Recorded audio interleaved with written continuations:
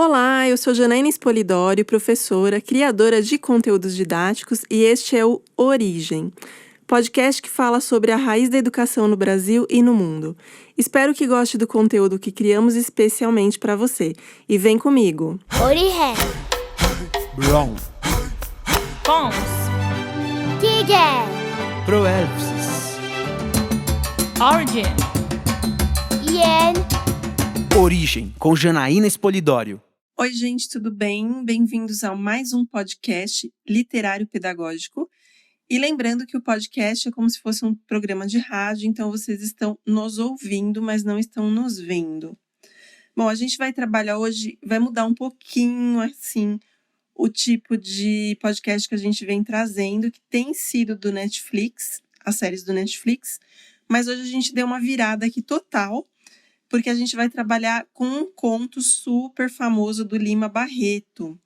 Esse conto ele é tão famoso que ele é ultra mega pedido em vestibulares. Então é uma coisa assim super interessante por ser curto, por ser fácil de entender e por ter toda uma história aí por trás que tem toda a relação com a educação também.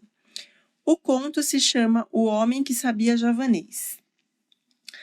Lógico que é um homem, né? Conta a história de um homem que ele acaba ali aprendendo javanês para conseguir um emprego como? Adivinha como o quê? Como um professor de javanês. Olha que coisa mais rara, né, gente? É aquele tipo de emprego que você cobra uma fortuna, porque só você sabe fazer aquilo, né? Daí eu fico me perguntando assim, será que todo mundo que está ouvindo leu esse conto? Vou dizer por que dessa pergunta. Embora ele seja muito famoso, muito lido e pedido em literatura, eu mesma não li nem no ensino médio, e olha que absurdo, fazendo faculdade de letras eu nunca li esse conto. Eu fui ler mais tarde por curiosidade, porque as pessoas falavam dele, porque a gente também lê por curiosidade, né? Não precisa da obrigação de alguém pedir para a gente ler, mandar, né? A gente lê. E daí eu me maravilhei com ele, porque ele traz, assim, cada vez que você lê, ele traz uma camada diferente de leitura. Então você lê uma vez, que nem criança assistindo desenho. Você lê uma vez e fala, é legal. Daí você lê de novo e fala, nossa, olha, eu não tinha percebido essa coisa. Daí você lê de novo e vê uma palavra que você não tinha visto. Daí você pensa, nossa, tem tudo a ver com o que aconteceu aqui. E daí você vai fazendo todas essas conexões. E daí eu acabei lendo por ler, né? Assim, eu vi o conto, já tinha ouvido falar sobre ele, não foi pedido no vestibular que eu fiz. E eu acabei gostando dele, assim, porque eu gosto mesmo de literatura e eu acho que a gente deve abrir a nossa mente. E você, Carol, como que você ficou sabendo, como que foi a sua relação aí com O Homem que Sabia Javanês? Oi, gente, tudo bem? Oi, Jana. Tava te contando até, né? Eu sou apaixonada por Lima Barreto. Assim, é um dos meus preferidos.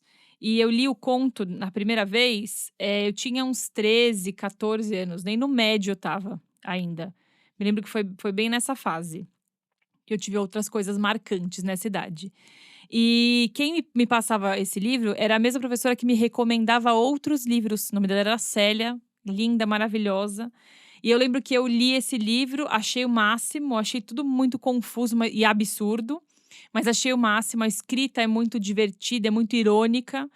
E aí depois eu li novamente na faculdade, acho que porque literatura brasileira a gente acaba passando por… a gente lê muita coisa, a gente relê muitos clássicos, né? E o conto, O Homem que Sabia Javanês é um deles. E aí eu lembro que eu tive outra percepção, é exatamente isso que você falou.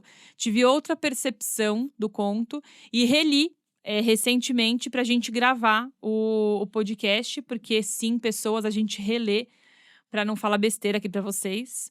E, nossa, assim, saiu um e-mail gigantesco pra você, né, tadinha, você que recebeu ainda, de coisas que ele me fez pensar ou que remeteu. Eu acho incrível mesmo. Eu até falei para você que eu ia falar isso e você falou um pouco disso, né? E eu quero deixar claro isso. Que é muito importante, professores queridos, duas coisas. Primeiro, sejam professores que marcam os alunos de vocês de uma forma boa. tá bom? Indiquem coisas boas, ensinem com carinho, com atenção, olhem para o aluno de vocês como pessoas, tá bom? Não olhe para o conteúdo somente, tá? E a segunda coisa que eu vou falar, que o mais legal a Jana vai contar um pouquinho pra gente, mas o mais legal, e contém ironia nesse meu legal, é que o nosso personagem principal, ele conseguiu o emprego como professor de javanês, mas com um detalhe muito importante, Jana, né? Muito importante e comum, né? Infelizmente. Carol, esse detalhe muito... Na verdade, é um detalhe muito interessante, porque embora ele conseguisse o emprego de professor de javanês, gente, ele não sabia javanês. A princípio, ele não sabia javanês. Ele fez o que eu chamo de micagem, né? Vocês ouviam falando direto de micagem. E as pessoas até pedem para eu fazer um vídeo, nunca fiz, mas quem sabe um dia, né? A micagem, gente, é quando você aprende um truque. Então, esse cara, ele aprendeu um truque para falar javanês. E com esse truque ele conseguiu o emprego, porque ninguém mais sabia. Então, quem ia dizer que o cara não sabia javanês, não é verdade? A gente começa aqui o Origem fazendo até uma associação com um nome esquisito que aparece ali no começo do conto, né? Que é o Gil Blas. Na verdade, quando eu li a outra vez o conto, eu não me atentei a esse nome, vou ser muito sincera. Na releitura para fazer o podcast, eu li e eu falei, nossa, mas por que ele fala desse ser, desse Gil Blas, que eu nunca nem ouvi falar na vida, né? E daí ficou mais interessante ainda. Olha como a gente vai descobrindo quando a gente escava. O cara, que é o professor lá de javanês, chama Castelo, tá? Vocês já vão entender por que eu tô contando isso. Então, o Castelo, que a gente não sabe assim, exatamente o nome todo dele, mas é o Castelo, ele faz assim um paralelo com ele e o Gil Blas, porque ele tá contando ali pro amigo algumas bravatas que ele teve durante a vida, e daí ele associa isso ao amigo estar ouvindo histórias de Gil Blas. E Gil Blas é uma figura lá dos escritos de 1700 e poucos, né, bem assim antigão, que ele vai contar toda a jornada de um cavaleiro medieval, na verdade. Esse cavaleiro medieval, lógico que é a história de pescador, né, gente? Ele faz uma coisa e aumenta, quem conta um conto, aumenta um ponto, né? Esse é o ditado. A mesma coisa o Gil Blas e a mesma coisa esse cara aí, o Castelo. Por acaso, o castelo é um dos itens ali que a gente associa à era medieval. E o Gil Blas também. Então, eu não sei se o Lima Barreto pensou nisso, provável que tenha pensado, porque a gente sabe que esses caras de literatura, eles são verdadeiros gênios, né? Quando um escritor se coloca para realmente escrever ali, saem umas coisas bem interessantes. A gente faz essa associação depois que a gente fica sabendo que o Gil Blas era um cavaleiro medieval e que o narrador ali da história é o Castelo, que está contando ali como que ele se tornou professor de javanês. Dito isso, ele se gaba ali, né? Ele se mostra pro amigo dele, porque ele era bacharel e ele conseguia manter os clientes no escritório dele de feiticeiro, lá em Manaus, não é isso, Carol? É isso, Jana. Esse conto é uma delícia, na verdade, né? A escrita do Lima Barreto é sensacional, porque sim, tudo que a gente lê dele, a gente fica esperando que tem alguma coisa por trás. Quando eu li essa parte do Gil Blas, eu ri, Jana. Eu falei, mano, certeza que ele pensou nisso. Com toda certeza. E acho que esse tonzinho dessa história, todos nós escondemos coisas no fim das contas, né? Somos humanos e isso acontece. Mas o Castelo, ele é um malandro da nossa literatura, né? Ele é um dos malandros. A gente já falou de outros aqui. Chicó, a gente já falou aqui, e aí afins. E eu acredito mesmo, assim, que o Castelo, ele é bem sutilmente, é uma forma de crítica social. Porque a gente é uma sociedade regida por contradição. A gente tem muita coisinha embaixo do pano, muita coisinha escondida, muita coisa que a gente prefere não falar que faz. E aí é aqui, nessa parte de que eu prefiro não me mostrar ou por algum motivo eu escondo, é que a gente começa o nosso cross, a nossa junção aí. Mas, gente, o que entra educação aqui, né? E a gente começou a pensar em várias situações em que a gente entra nesse papel de professor Castelo ou se esse professor Castelo faz parte do nosso dia a dia. a gente ficou pensando em formas com que a gente conseguisse simplificar para vocês como era Castelo. O Castelo, ele viu uma oportunidade, ele estava na pindaíba, sem grana, sem poder viver, e ele encontrou numa notinha de jornal uma possibilidade, uma oportunidade de conseguir um trabalho. Naquela oportunidade, ele fez o que ele precisava e aproveitou que as coisas caminharam da forma que ele tinha imaginado para facilitar essa mentira dele, porque afinal de contas ele fingiu que sabia javanês. E com poucas coisas, a gente vai contar lá para frente, mas com poucos detalhes ele conseguiu fazer isso e manter essa farsa. Como, quando e por quanto tempo a gente não vai falar, vocês vão ter que ler o conto. Mas o engraçado dessa coisa é que é essa contradição. Ele sabia que ele estava errado, mas ele continuava fazendo aquilo no medo de, tipo, alguém pode me pegar fazendo isso, mas enfim, vou continuar fazendo porque eu tô aqui, tô bem aqui onde eu tô, enfim. E a gente ficou tentando remeter para os nossos dias de hoje e o nosso convívio escolar, e a gente pensou numa coisa, que com certeza aí na sua escola já aconteceu. Vem coordenador, todo feliz da vida, coordenadores, coordenadoras, sim. E eles dizem assim, ó, professores, a gente vai ter que usar a lousa digital a partir de agora, tá bom? Então eu não sei qual é o que vocês usam aí para dar aula, mas em algumas dessas plataformas tem uma lousa digital. E aí ela pede, ou ele pede, não sei o que é aí na sua escola, pergunta para quem que pode usar, quem que sabe usar. E a gente sempre tem nessa rodinha, quando aparece qualquer coisa nova. Ah, a gente vai fazer um novo relatório no formato tal. Ou vocês já ouviram falar em tal coisa? A gente tem 3 perfis aí, quando surge essa situação. Que é o que diz que não sabe para não ter trabalho, sabe? Não quero saber, não sei, nunca vi, não sei o que é, não sei mexer, porque ele não quer ter trabalho. Tem o que diz que não sabe para não ter que ensinar o resto, então ele sabe como faz, ele sabe usar, mas prefere dizer que não. Afinal de contas, se ele souber, ele vai ser o cara que o coordenador vai colocar para ensinar o outro. E o que não sabe mesmo, mas ele sabe que ele precisa fazer aquela média, ele precisa aprender. E aí ele fala, ó, eu não sei, mas eu vou tentar aprender, e fica meio que de olho em quem tá perto e que sabe e que pode ajudar. Ô, Jana, você já se deparou com muitos desses modelinhos aqui de que finge que não sabe, mas não sabe, ou arrota que sabe e no fim das contas não sabe nada? Carol, na escola a gente tem todos esses tipinhos aí, uns outros, né? Infelizmente, a gente tem essa questão de mascarar o que a gente sabe, seja porque a gente não sabe ou porque a gente sabe, a gente mascara. Porque a gente tem muita... Eu sempre tive esse problema porque eu sou muito transparente. Então, se eu sabia, a pessoa olhava pra minha cara e sabia que eu sabia. Então, quando a coordenadora perguntava quem sabe fazer não sei o que, eu não sabia falar não sei. Tem um problema muito grave aí com mentira. Então, é uma coisa que eu não conseguia fazer. Mas eu tive vários colegas que falavam, mas eu não vou contar que eu sei, porque senão a coordenadora vai me pegar para ensinar o resto. E daí eu achava uma postura muito feia, porque assim, eu não sei, para mim deixa de ser profissional, sabe? A pessoa sai do lugar dela de profissional para ser uma pessoa que não colabora com a equipe. Porque embora eu até seja um pouco isolada atualmente, e nos últimos anos meus de escola eu também era um pouco isolada, eu era muito restrita com as amizades que eu tinha, exatamente porque as pessoas se aproveitavam de mim. Embora eu tivesse todo esse panorama, eu era extremamente social em relação a ajudar o próximo na escola. Então, se alguém precisava de ajuda, eu fazia. Se a diretora precisava que fizesse uma apostila, eu estava com um horário muito truncado, né, muito cheio de coisa, a gente fazia uma troca. Então, eu faço a apostila, mas você me libera 1 hora antes na festa tal? Então, a gente fazia umas trocas, é tudo de você negociar ali com a pessoa, né?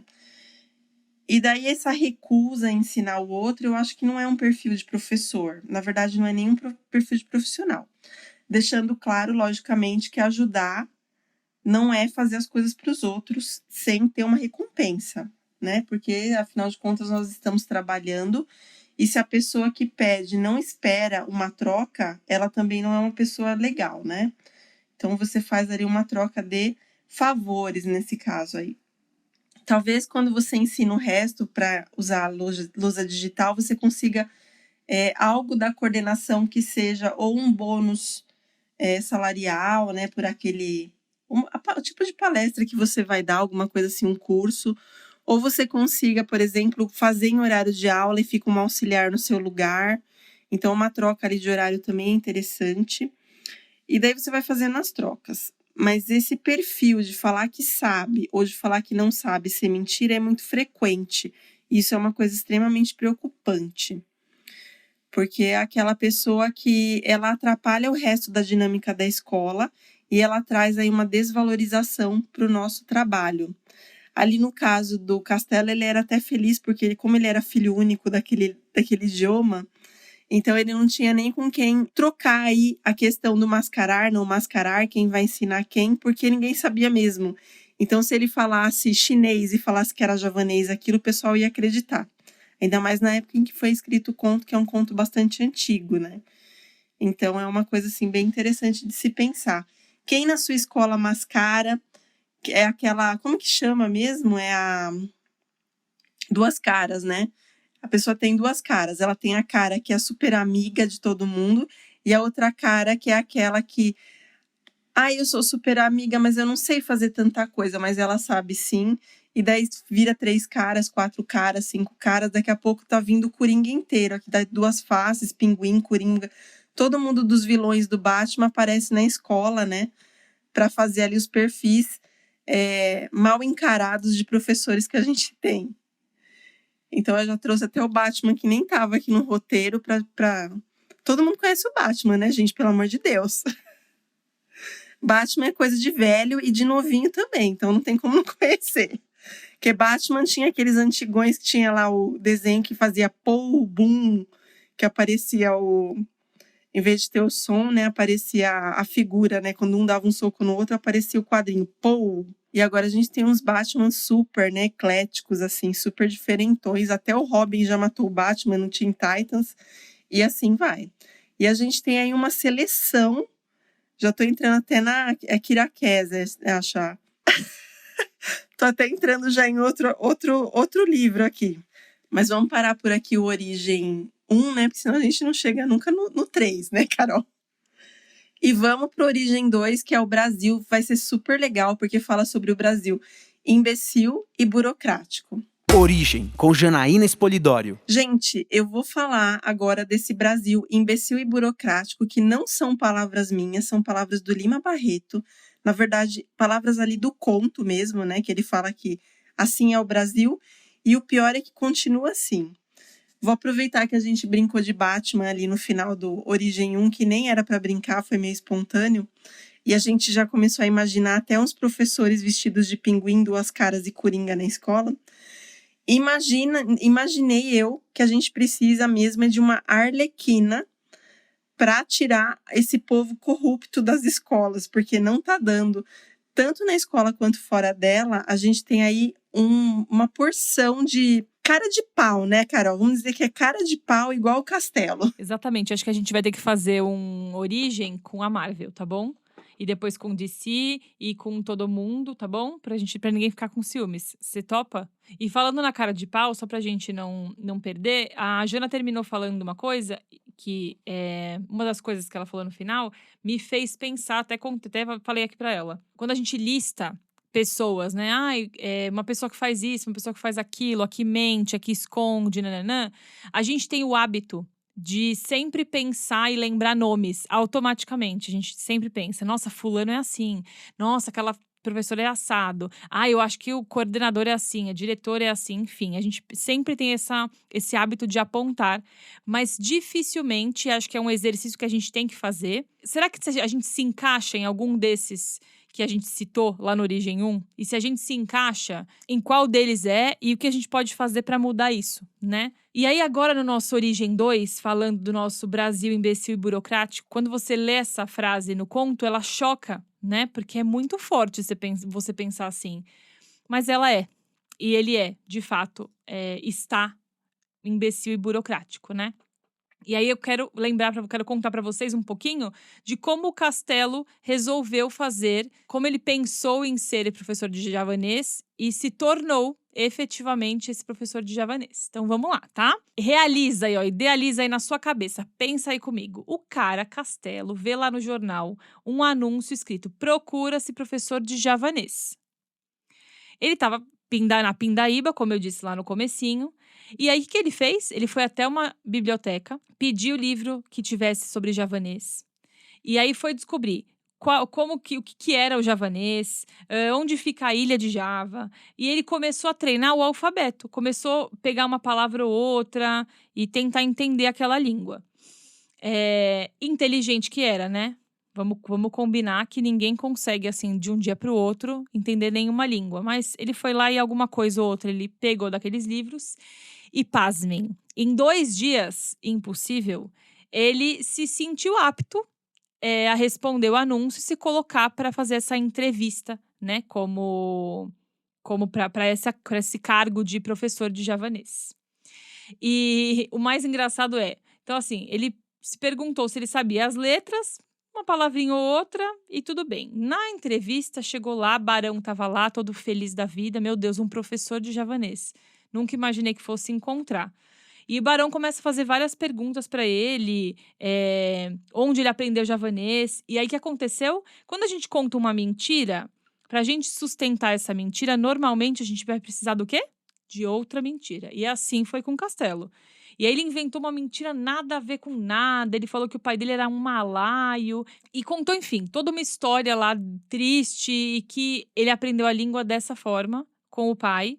E o senhorzinho lá, o Barão, que já era velho, surdo e não entendia nada, o que ele queria mesmo era aprender o idioma. Ele achou que naquela idade, para fazer o que ele queria, que a Jana vai explicar o que era, ele só precisava aprender a língua. E aí ele deu de cara com o nosso Castelo, mal preparado, que no fim das contas levou ele no bico, né, Jana? O Castelo conseguiu convencer o coitado do idoso, né? Foi assim até uma maldade, porque olha que chato, gente. A pessoa, o cara, ele era podre de rico, lógico, né? Ele queria um professor de javanês, tinha toda uma família ali dentro da política, mas ele queria por causa de uma coisa assim tão simplória, que era um livro que tinha ficado na família dele, que tinha sido escrito em javanês. E daí ele tinha prometido a ele, a família, a todo mundo, que um dia ele ia ler aquele livro. Daí o que ele faz? Para testar o cara, o Castelo, na entrevista ele pega o livro e dá para ele. Como o coitado do velhinho era muito velhinho e quase não tinha estudo, o Castelo abre o livro e tem uma introdução em inglês, que o Castelo, muito inteligente, já sabia também. E ele lê lá sobre o que era o livro e conta pro senhorzinho. Daí o senhorzinho, coitado, é ludibriado, né? Parece a história do Chicó mesmo, que a Carol falou. Ele é enganado. Ele fala, nossa, você sabe sobre o que é o livro, você deve saber muito bem javanês mesmo. Mas ele leu mesmo, foi uma frasezinha em inglês que conta sobre o que era o livro. E daí ele se sente convencido. E, obviamente, todo mundo da família dele, pessoas muito influentes na política, ele acaba até indo para outro país e coisa e tal, depois a gente vai falar um pouquinho sobre isso. Todo mundo fica impressionado porque esse idoso, ele tem um professor de javanês. Embora, como a gente disse, ele era meio surdo, idoso, tinha várias dificuldades, ele não conseguiu aprender o javanês, gente. Porque o Lima Barreto, ele conta que o Castelo tentou ensinar e o senhorzinho não aprendeu.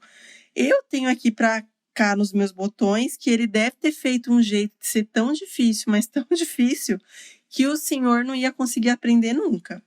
Porque ele precisava manter o cargo dele. Imagina se o cara aprendesse rápido aquilo. Então, muitas vezes a gente faz isso com o nosso aluno, você sabia disso?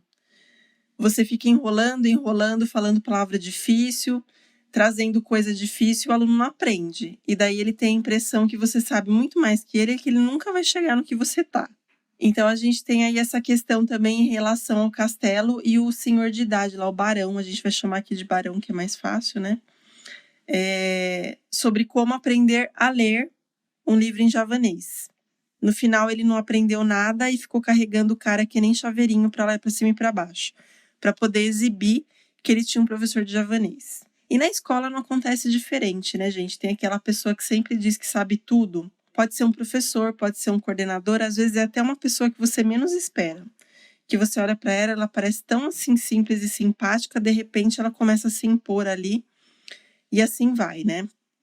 Mas a gente tem que tomar cuidado com o que a gente impõe, porque às vezes é uma informação assim fria, morta, sabe? Geralmente é assim, né? Aquela pessoa que sabe muito, ela vai querer falar, ai, porque Brunner disse não sei o quê. Porque não sei quem disse não sei o quê. A pessoa não sabe, então ela se apoia em uma memória que ela tem, que ela decorou daquela pessoa, para falar que ela estudou muito. Acho ridículo. Ridículo, detesto gente que faz isso. É diferente de você falar que, de acordo com o Piaget, a gente tem toda uma questão ali cognitiva. Porque daí eu tô falando do geral da teoria dele. Eu não tô falando que o Piaget falou tal frase, porque o Piaget falar tal frase é um conhecimento morto para mim. Ele é frio. Eu não quero saber a frase exata que o Piaget falou. Eu quero saber se você entendeu o que quer dizer o que ele falou. Que são coisas diferentes. Geralmente, não sei o que a Carol vai achar, mas geralmente, no meu ponto de vista, as pessoas que eu encontrei que eram dessa forma, alguém está não se mostrando, mas se destacando. Essa pessoa não gosta, porque ela sabe vários conhecimentos frios, e daí ela vai e solta uma bomba assim, que, tipo, ninguém vai saber mesmo. Eu vou dar um exemplo muito claro. Uma vez eu estava conversando com uma pessoa que sabia bastante de neuro, daí eu estava debatendo sobre um assunto da pedagogia compartilhada. Pedagogia colaborativa, pedagogia compartilhada, qual que era a diferença entre elas, e a pessoa se sentiu diminuída, porque ela não conhecia o assunto. Daí ela falou, mas no seu curso te falaram sobre as 44 áreas do cérebro?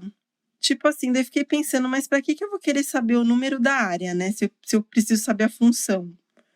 Tudo bem que eu sei que a área 17 é uma das áreas da leitura, mas não tinha serventia no diálogo que a gente estava tendo. Então você percebe que a pessoa já vem com uma bomba. É aquelas que vêm sempre com a bomba. Na sua vivência, Carol, você teve algum episódio assim desse tipo? Infelizmente, a gente encontra isso em todo lugar. Eu tô ouvindo você contar a sua experiência, aí me faz lembrar várias. Eu também odeio gente que cita, que pega um autor, que pega um filósofo, que pega um educador e cita uma frase aleatória, porque ela veio de um contexto, né? O cara não falou aquilo do nada. Tem um contexto, ele está explicando algo, ele está abordando um assunto.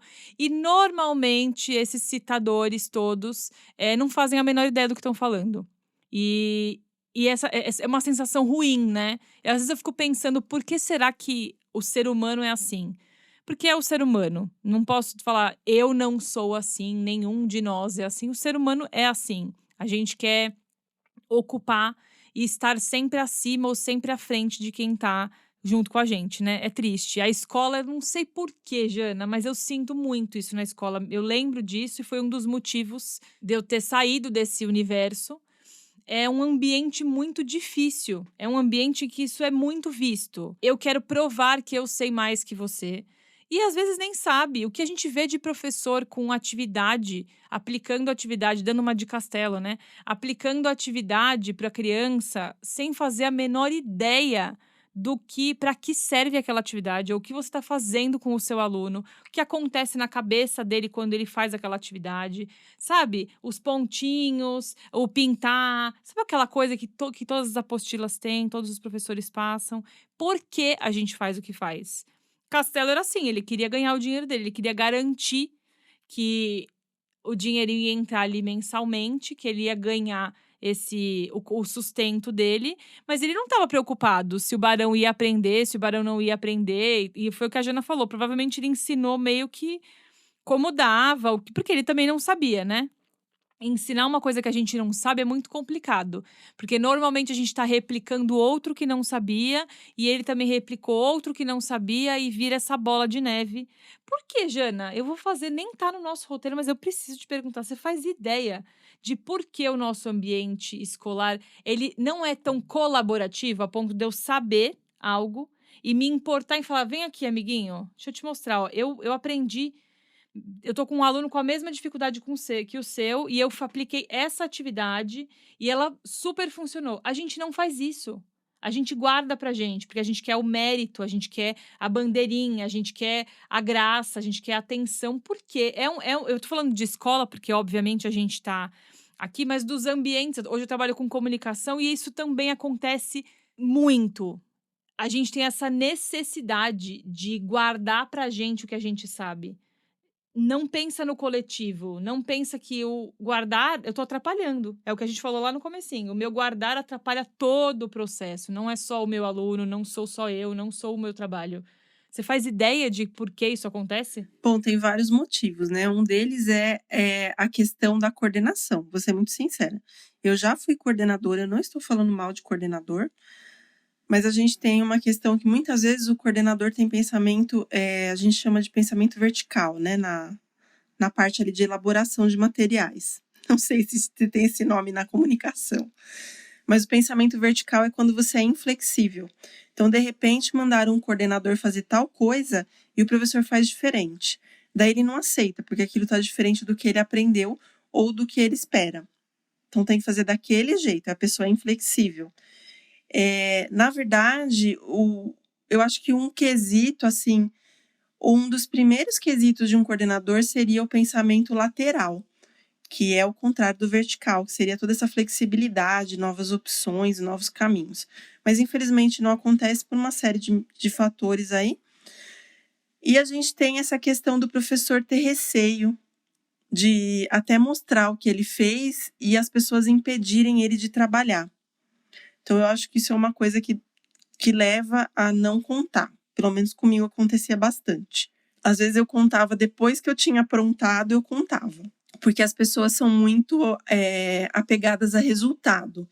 Então, se você contar, eu vou fazer tal coisa antes de fazer, a pessoa já corta. Mas se você conta depois e deu resultado, ela elogia. Então, é um comportamento frequente. E a gente também tem uma questão aí das pessoas que têm a competitividade. Então, a gente tem muita competitividade entre professores, embora não pareça. Não sei se vocês vivem isso, vocês estão ouvindo a gente. Mas tem uma competitividade de querer mostrar que você é melhor que o outro professor. Em lugar de ajudar, você acaba escondendo o que você fez e você mostra, por exemplo, numa feira cultural. Você fala, eu não estou fazendo nada. Daí chega na feira, a sua sala está um espetáculo e a da sua colega que ficou com dó tá pobre, igual aconteceu comigo uma vez, que eu fiz menos coisa porque a colega falou que ela não tinha material, coitada. E daí a minha sala ficou pobre e a dela parecia a Disneylândia, né? Então, foi uma coisa, assim, bastante medonha que aconteceu comigo e deve acontecer com várias pessoas. E a gente acaba mentindo por causa do Brasil ser imbecil e burocrático mesmo. Porque a gente tem a burocracia de seguir regras que não deram certo, isso que é pior. A gente tem a burocracia dos relatórios, que são para inglês ver, porque eu já peguei relatório de aluno falando que era alfabetizado e o aluno não sabia nem as vogais. Então, é um relatório para falar que meu trabalho é bom, mas na verdade não condiz com a realidade.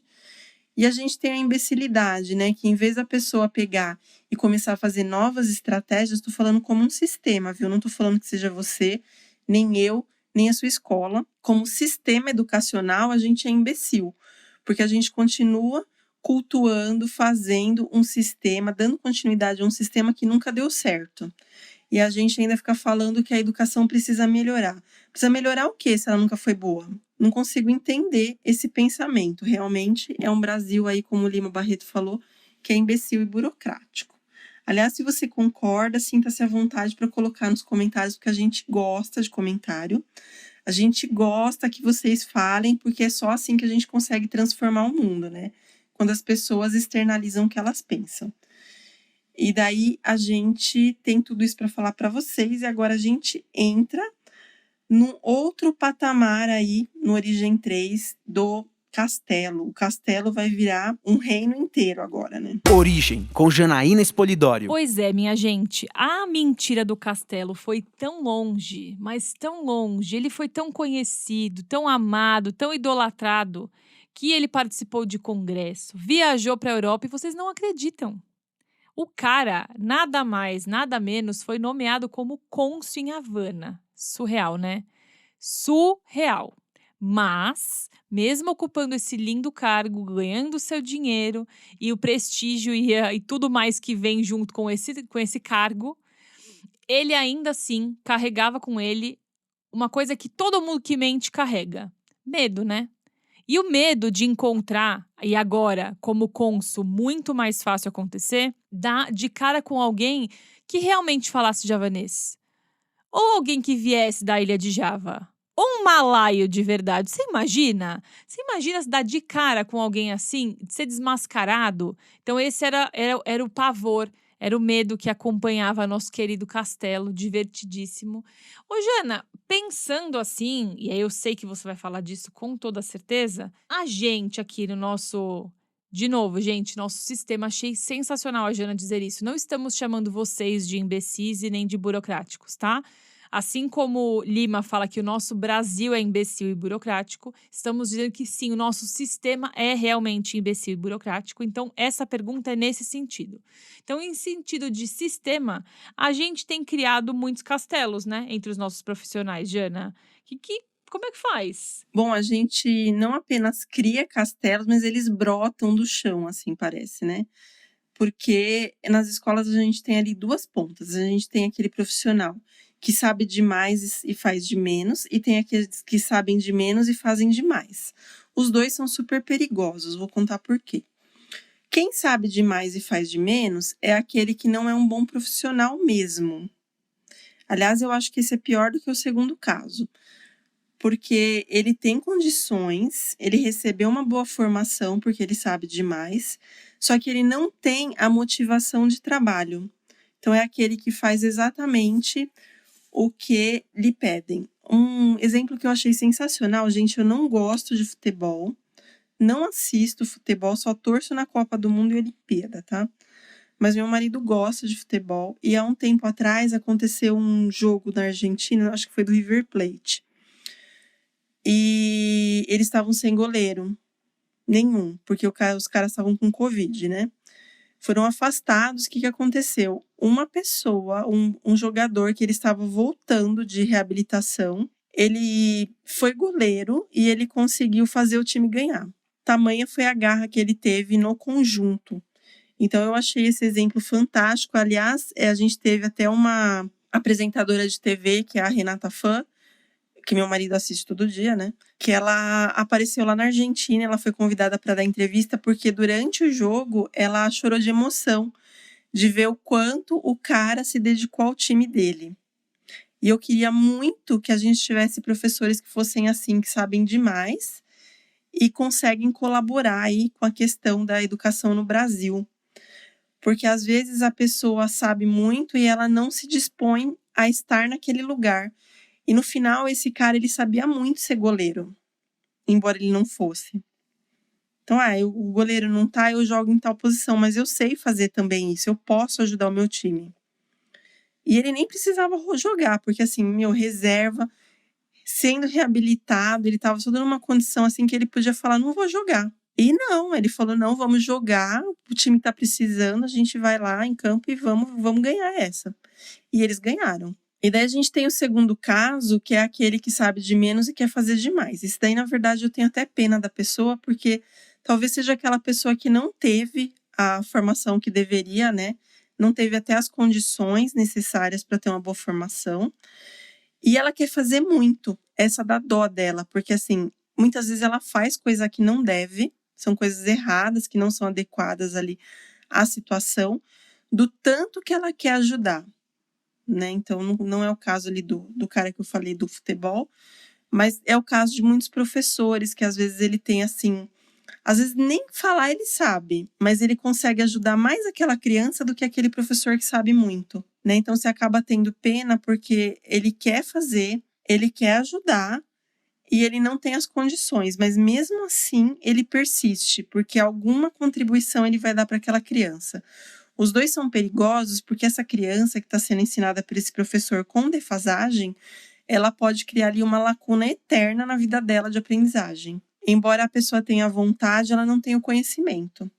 E ao contrário, aquele que tem o conhecimento e não tem a vontade pode fazer uma lacuna igual. Porque como ele não tem a vontade, ele não vai se empenhar para ensinar aquela criança. Ele não vai trazer todos os recursos, ele não vai dar tudo de si. Então eu acho super importante ter um equilíbrio até entre esses dois carinhas aí. Por que esse sabe demais, então, não ajuda aquele que sabe de menos, em vez de ficar criticando que ele fala errado, que ele dá aula de português, mas fala nós fomos, né? Ué, acontece. A Carol tá dando risada aqui, mas acontece, gente. Tem professor que fala errado.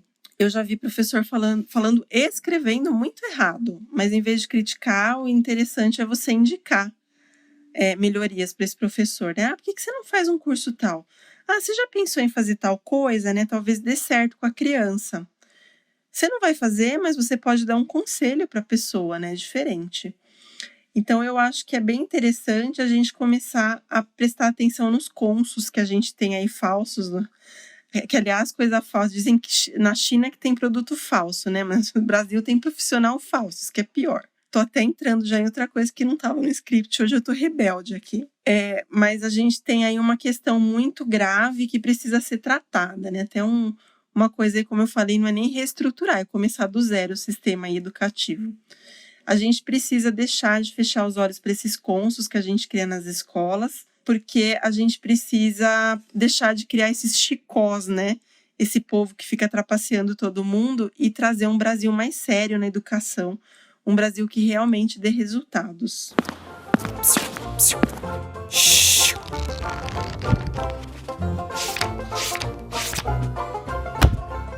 A graça da traça.